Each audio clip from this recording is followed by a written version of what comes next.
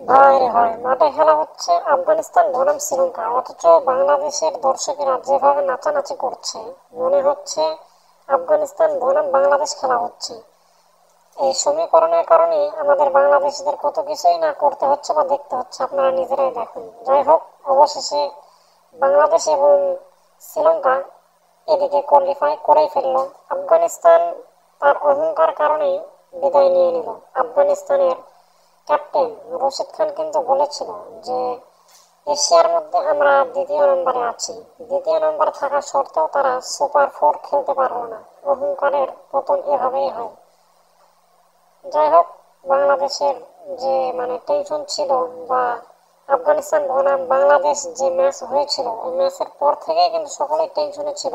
বাংলাদেশ আফগানিস্তানকে হারানোর পর থেকেই সকলেই টেনশনে ছিল যে এই সমীকরণ বাংলাদেশ কিভাবে কি করবে।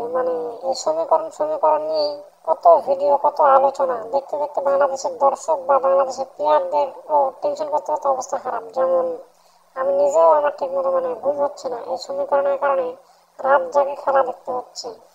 তো যাই হোক, অভিনন্দন বাংলাদেশ ক্রিকেট টিমের জন্য। আশা করি বাংলাদেশ ভালো কিছু করবে। ধন্যবাদ।